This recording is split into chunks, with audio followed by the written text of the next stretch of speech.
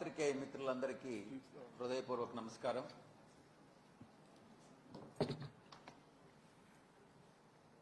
మా గౌరవ ముఖ్యమంత్రి వర్యులు శ్రీ జగన్మోహన్ రెడ్డి గారు ఎన్నికలకు ముందు పాదయాత్ర సమయంలో విశాఖపట్నం జిల్లాకు వచ్చినప్పుడు ఒక హామీ ఇవ్వడం జరిగింది. పంచగ్రామాల సమస్య దశాబ్దాలుగా ఉన్నటువంటి ఈ సమస్యను పరిష్కరిస్తాం, దానికి కట్టుబడి ఉన్నాం, తప్పకుండా దీనికి పరిష్కారం అన్నటువంటిది అతి త్వరలో వస్తుంది. ఈరోజే ఏజీ గారితో మాట్లాడడం జరిగింది. రేపు కోర్టులో బెంచ్ ముందు మెన్షన్ చేయాలి అన్నటువంటి నిర్ణయాన్ని తీసుకోవడం జరిగింది. ఈ సందర్భంగా ఒక్కటే చెప్తా ఉన్నా, మా గౌరవ ముఖ్యమంత్రి వర్యులు ఒక్కటే చెప్పారు, అక్కడ నివసిస్తున్నటువంటి ప్రతి ఒక్కరి ప్రయోజనాల్ని కాపాడాలి. అక్కడ 12,000 పైచిలకు ఇళ్ళు ఏదైతే కట్టుకుని ఉన్నారో వారి ప్రయోజనాలను కాపాడుతూనే దేవస్థానం యొక్క ఇంట్రెస్ట్ కూడా దెబ్బతినకుండా పరిష్కార మార్గాన్ని ఆలోచించాలి అన్నటువంటి విషయాన్ని మా ముఖ్యమంత్రి గారు చాలా స్పష్టంగా చెప్పడం జరిగింది. దానికి అనుగుణంగానే అక్కడ ఉన్నటువంటి 12,000 ఇళ్ళు వారికి ప్రయోజనాలకు భంగం కలగకుండా ఈ యొక్క సమస్యని మేము పరిష్కరిస్తామని మీకు తెలియజేసుకుంటా ఉన్నా. ఈ సందర్భంగా 12,000 ఇళ్ళు పైచిలుకు ఉన్నటువంటి ఇళ్లుని వదిలేసి ఆ యొక్క కొండ పైన ఇంచుమించుగా 35 కిలోమీటర్ల దూరం ఏదైతే ఉందో సింహాచల భూములు మొత్తం 5,400 ఎకరాల్లో 1,000 ఎకరాలు ఈ యొక్క ఇళ్లు ఉన్నటువంటి స్థలాన్ని వదిలేస్తే 4,500 ఎకరాల భూమి 35 కిలోమీటర్ల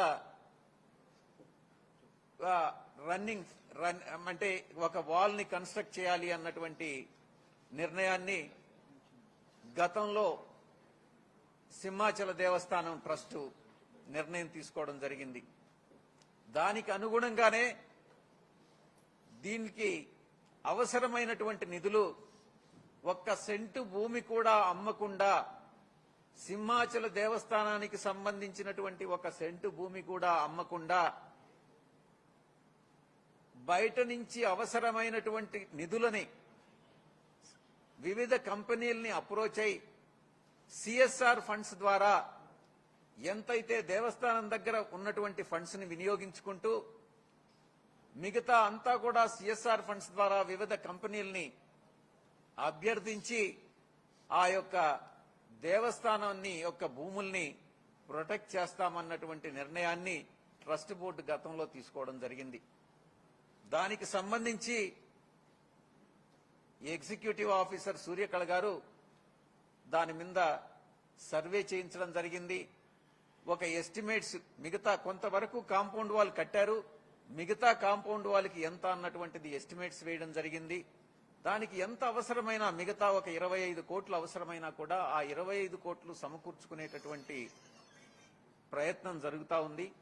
ఈ విధంగా భావి తరాలకి ఈ యొక్క సింహాచల దేవస్థానం యొక్క భూముల్ని ప్రొటెక్ట్ చేయడం అన్నటువంటిది ప్రణాళికలో భాగం.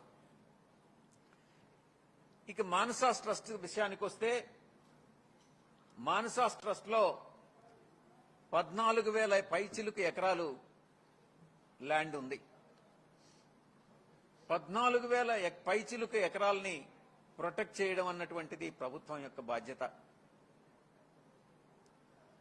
మానసాస్ ట్రస్ట్ లో భూములు కాకుండా 14 ఎడ్యుకేషనల్ ఇన్స్టిట్యూషన్స్ ఉన్నాయి. 14 ఎడ్యుకేషనల్ ఇన్స్టిట్యూషన్స్ మీద ఒక కరస్పాండెంట్ మాత్రమే ఈరోజు అధికారాలన్నీ కూడా ఉపయోగిస్తా ఉన్నాడు. దానికి సంబంధించినటువంటి అకౌంట్స్ లేవు. ఆడిటింగ్ గత 10 సంవత్సరాలుగా ఆడిటింగ్ జరగలేదు. దాని మీద ఫోరెన్సిక్ ఆడిట్ వేయమని చెప్పి ఎండోమెంట్ మినిస్టర్ గారిని మన శాసనసభ్యులందరూ కూడా అభ్యర్థించడం జరిగింది. ఎండోమెంట్ మినిస్టర్ గారు ఆదేశాలు జారీ చేశారు. ఫోరెన్సిక్ ఆడిట్ చేసిన తర్వాత దాంట్లో ఏదైనా అవకతవకలు గాని జరిగి ఉంటే ముఖ్యమంత్రి గారి పర్మిషన్ తీసుకొని తగిన చర్యలు తీసుకోవడం జరుగుతుంది. మాన్సాస్ ట్రస్ట్ లో మరికొన్ని విషయాల్ని మీతో పాలు పంచుకోవాలి. పంచగ్రామాల సమస్య ఆల్రెడీ చెప్పడం జరిగింది. మాన్సాస్ ట్రస్ట్ లో కొంత భూమిని మన రికార్డ్స్ ప్రకారం విజయనగరంలో ఉన్నటువంటి వేణుగోపాల స్వామి దేవస్థానం నుంచి శ్రీకాకుళంలో ఉన్నటువంటి సీతారామస్వామి దేవస్థానం నుంచి ఇంచుమించుగా 6,000 ఎకరాలు బొబ్బిలి సంస్థానం నుంచి విజయనగర సంస్థానానికి పివిజి రాజు గారికి లీజుకి ఇవ్వడం జరిగింది. ఆ లీజుకి ఇచ్చినటువంటి భూముల్ని ఎవరి పేరుతో అయితే భూములు ఉన్నాయో ఆ భూములు అర్బన్ ల్యాండ్ సీలింగ్ కింద ఎందుకు డిక్లేర్ చేయలేదు? ఎవరైతే లీజుకి ఇచ్చారో ఆ లీజుకి ఇచ్చినటువంటి వ్యక్తి వాటిని డిక్లేర్ చేసి ఉండాలి. దీని మీద కొంత ఎంక్వైరీ చేసి మా గౌరవ ముఖ్యమంత్రి గారి దృష్టికి తీసుకొచ్చి ఈ భూముల్ని ప్రభుత్వ భూములుగా పరిగణించాలా లేదా, ఇవి ఏ స్థానం ఇప్పుడు ఏ స్థితిలో ఉన్నాయి అన్నటువంటిది మన కమిషనర్ ఎండోమెంట్స్ కి మంత్రి గారు ఎండోమెంట్ మినిస్టర్ గారు ఆదేశాలు ఇవ్వడం జరిగింది. ఇవి కాకుండా పివిజి రాజు గారు ఈ యొక్క ల్యాండ్ సీలింగ్ యాక్ట్ వచ్చినప్పుడు ఒక్కరోజు ముందు ఈ యొక్క మాన్సాస్ ట్రస్ట్ ని ఏర్పాటు చేయడం జరిగింది. ఆయనకున్నటువంటి మొత్తం ల్యాండ్స్ అన్ని కూడా కొంత భాగం మాన్సాస్ ట్రస్ట్ కి ఇచ్చి కొంత భాగం ఆయన కుటుంబ సభ్యులకు ఇచ్చి మరికొన్ని ల్యాండ్స్ ఎవరికి ఏమీ చెప్పకుండా ఇంకా కూడా ఈ రోజుకు కూడా పివిజి రాజు గారి పేరు మీదనే ప్రభుత్వ రికార్డ్స్ లో కంటిన్యూ అవుతూ వాటిని ఒక బినామీల ద్వారా ఒక XYZ ఏ నుంచి జెడ్ వరకు పేర్లతో వాటిని సెటిల్మెంట్ లాగా చూపించి వాళ్ళ కుటుంబ సభ్యులు పివిజి రాజు గారి కుటుంబ సభ్యులు ఈరోజు కొత్త యాక్ట్ వచ్చిన తర్వాత ఈ యొక్క రిజిస్టర్స్ అంటే 38 నుంచి ఓల్డ్ రిజిస్టర్ నుంచి 43 రిజిస్టర్ మార్పు చేసేటప్పుడు అది 87లో వస్తే యాక్ట్ ని రిపీల్ చేసి కొత్త యాక్ట్ వస్తే దాదాపు 23 సంవత్సరాల తర్వాత 2010లో కొత్త రిజిస్టర్లో పాత సర్వే నెంబర్ల నుంచి కొత్త సర్వే నెంబర్లకు మార్చి ఆ కొత్త రిజిస్టర్లో ఎంటర్ చేసేటప్పుడు ఇంచుమించుగా 500 పైచిలుకు ఎకరాలు కాజేసినటువంటి వ్యక్తి అశోక్ గజపతిరాజు. దాంట్లో ఎక్స్టెంట్ లో తేడా ఉండకపోవచ్చు కానీ కొంతమంది ఎండోమెంట్ కి సంబంధించినటువంటి అధికారులతో లాలూచి అయి దాంట్లో విలువైనటువంటి భూముల్ని ఆ రిజిస్టర్ నుంచి తీసేసి విలువ తక్కువ ఉండేటటువంటి భూముల్ని ఆ రిజిస్టర్లో కొత్త రిజిస్టర్లో పెట్టి పాత సర్వే నెంబర్ల తాలూకు కొత్త సర్వే నెంబర్లు దానిలో ఇంక్లూడ్ చేసి కొన్ని కోట్ల రూపాయల విలువైనటువంటి మాన్సాస్ భూముల్ని కొట్టేయడం జరిగింది. ఇవన్నీ కూడా నేను ఒక్కటే చెప్పదలుచుకున్నా, రాజుగారు అనంటే ప్రజలను పాలించేటటువంటి రాజు. ఆయన దగ్గర నుంచి ప్రజలు ఏం ఎక్స్పెక్ట్ చేస్తారు? ఒక మంచి స్వభావం, ఒక గుడ్ క్యారెక్టర్ని, ఆయన దాతృత్వాన్ని, తనకున్నటువంటిది 10 మందికి పంచిపెట్టేటటువంటి తత్వాన్ని ఎదురు చూస్తారు. కానీ ఈ యొక్క రాజు ప్రజల సొమ్ము ఎలా తిందామా, మాన్సా సొమ్ముని ఎలా దోచుకుందామా అన్నటువంటి తత్వంతో కలిగిన వ్యక్తి ఈ యొక్క అశోక్ గజపతిరాజు. ఇక నేను చెప్పాను పంచగ్రామాల సమస్య పరిష్కరిస్తామనని, దీని మీద కూడా ఈ యొక్క 3843 రిజిస్టర్ గురించి కూడా ఎంక్వైరీ చేయమనని గౌరవ మంత్రివర్యులు దేవాదాయ ధర్మాదాయ శాఖ మంత్రులు సంబంధిత అధికారులకు ఆదేశాలు ఇవ్వడం జరిగింది. ఇవన్నీ కూడా ఎంక్వైరీ చేసిన తర్వాత మా గౌరవ ముఖ్యమంత్రి వర్యులకు రిపోర్టు సబ్మిట్ చేసి ఆయన ఆదేశాలు తీసుకుని తదుపరి చర్యలు తీసుకోబడతాయి. మరొక చివరిగా ఒక్క విషయం మీ అందరికీ కూడా తెలియదలుచుకున్నాను. విజయనగరంలో లెప్రసీ ఇన్స్టిట్యూట్ అని ఒకటి ఉంది. దానికి 100 ఎకరాల పైచిలకు భూమి ఉంది. దాన్ని బ్రిటిష్ వాళ్ళకి 1947లో 1948లో బ్రిటిష్ వాళ్ళు లెప్రసీ ఇన్స్టిట్యూట్ ని వదిలేసి వెళ్లిపోయినప్పుడు ఎస్టేట్ అబాలిషన్ యాక్ట్ కింద దాన్ని డిక్లేర్ చేయకుండా ఈరోజు అశోక్ గజపతిరాజు, అప్పట్లో పివిజి రాజు గారు ఉన్నారు, అశోక్ గజపతిరాజు గారు ఈరోజు ఆ 100 ఎకరాలు నాది అనని ఆయన క్లెయిమ్ చేసుకుంటా ఉన్నారు. కానీ నిజానికి ఆయనదే గాని అయ్యుంటే ఆ రోజే దాన్ని ఎస్టేట్ అబాలిషన్ యాక్ట్ ఏ రోజైతే వచ్చిందో ఆ రోజే డిక్లేర్ చేసి ఉండాలి. కానీ ఈరోజు ప్రభుత్వానికి చెందినటువంటి ఆ 100 ఎకరాలు లెప్రసీ ఇన్స్టిట్యూట్ నడిబొడ్డున, నగరంలో ఉన్నటువంటి నడిబొడ్డున ఉన్నటువంటి ఆ 100 ఎకరాలు కాజేసేదానికి ఈరోజు ప్రయత్నం జరుగుతూ ఉంది. నేను ఒక్కటే చెప్తా ఉన్నా, ప్రజలు ప్రతి ఒక్కటి చూస్తా ఉన్నారు. ప్రజల సొమ్మును దోచుకున్నటువంటి వాడు ఎవ్వరూ బాగుపడరు. ఎవరైనా ప్రజల సొమ్మును దోచుకుని భూ ఆక్రమణలకు కానీ భూమి ఆక్రమణలకు పాల్పడితే అది ఎంతటి వారైనా కూడా మా గౌరవ ముఖ్యమంత్రి గారు ఉపేక్షించరు. తగిన చర్యలు తీసుకోబడతాయి. తప్పకుండా ప్రభుత్వం తిరిగి స్వాధీనం చేసుకుంటుంది. తాత్కాలికంగా మీరు విజయం సాధించవచ్చు, మీరు పొజిషన్ తీసుకోవచ్చు. కానీ చివరికి ప్రభుత్వ భూమి, ప్రజల భూమి ప్రభుత్వానికి చెందుతుంది, ప్రభుత్వ భూమి ప్రభుత్వానికే వస్తుంది అని మనవి చేసుకుంటూ, మళ్ళీ వీటన్నిటికీ కూడా ప్రతిదానికి కూడా గౌరవ మంత్రివర్యులు టైం లైన్స్ ఇచ్చారు. ఆ టైం లైన్స్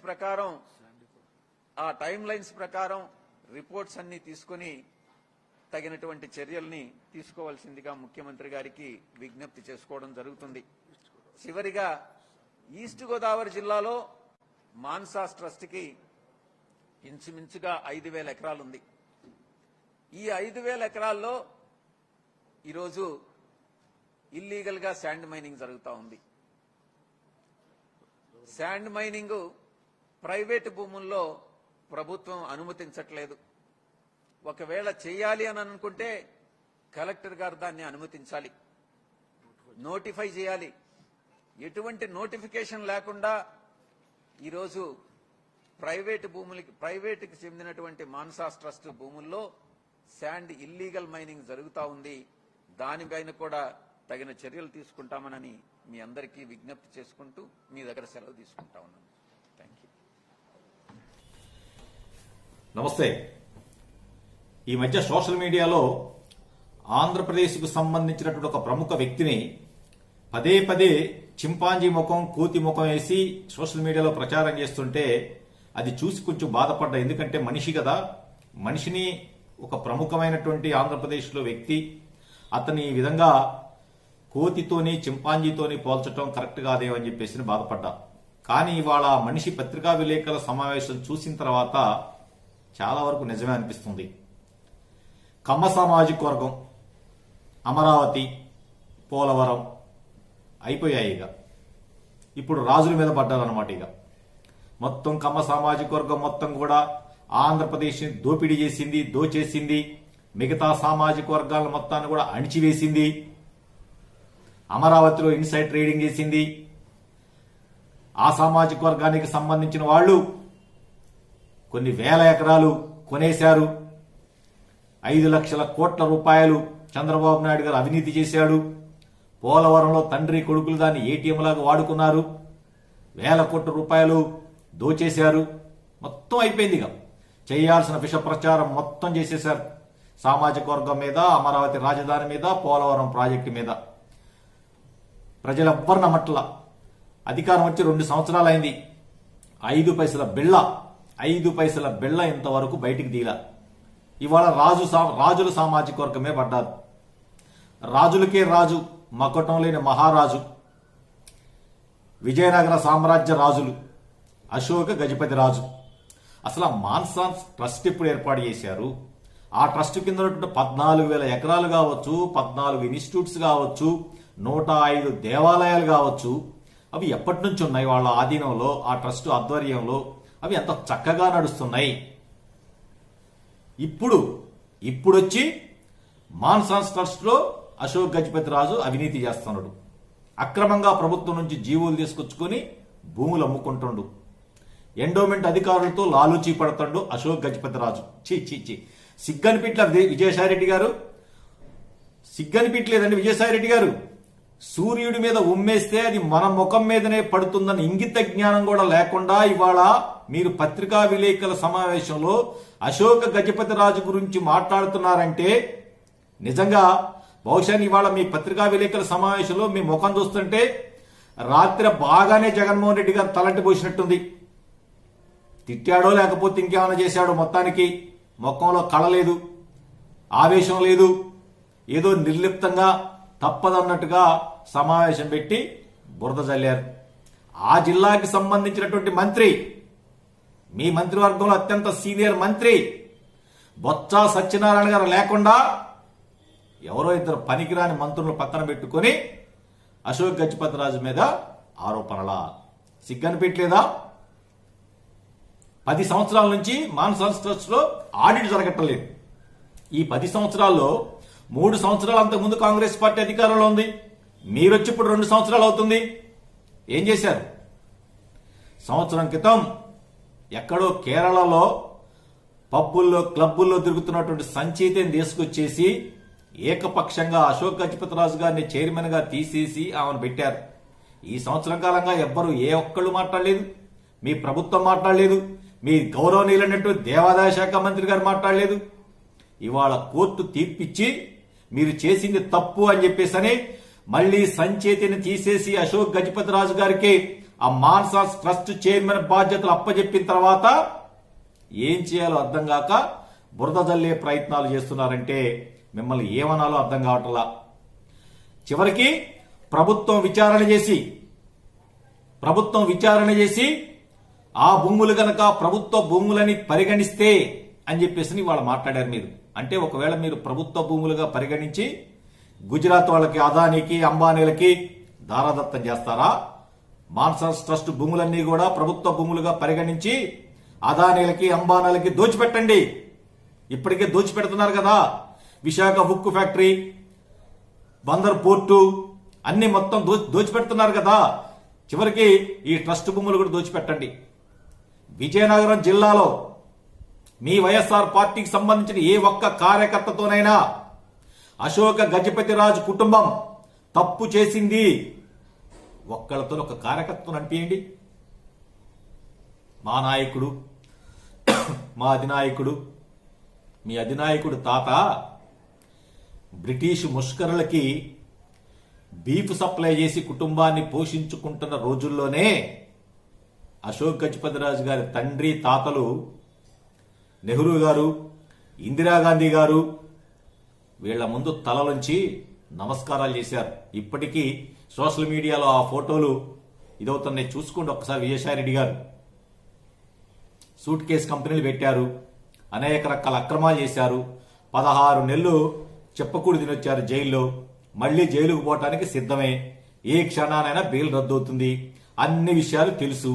కానీ పోయే ముందు ఏదో ఒక బురద జల్లి సూర్యుడి మీద ఉమ్మేయాలని చెప్పేసి ఒక ప్రయత్నం. మచ్చలేని మహారాజు 40 సంవత్సరాల సుదీర్ఘ అశోక్ గజపతి రాజు గారి రాజకీయ జీవితంలో నీలాంటి దుర్మార్గులు, నీలాంటి దోపిడీదారులు 1-2 మరకలు అంటించాలని చెప్పేసిన ప్రయత్నం చేస్తే అవి అంటే మరకలు కాదు. దయచేసి ఇప్పటికైనా తెలుసుకో విజయసాయిరెడ్డి గారు. మనిషిగా మారు, మనిషిగా బతుకు ఇప్పటికైనా సరే అని చెప్పేసి తీవ్రంగా హెచ్చరిస్తూ మరొక్కసారి ఆ కుటుంబం మీద ఎటువంటి ఆరోపణలు చేసినా తగిన మూల్యం చెల్లించుకోవాల్సి వస్తుందని చెప్పేసి హెచ్చరిస్తూ సెలవు. నమస్తే, జై హింద్, జోహార్ ఎన్టీఆర్.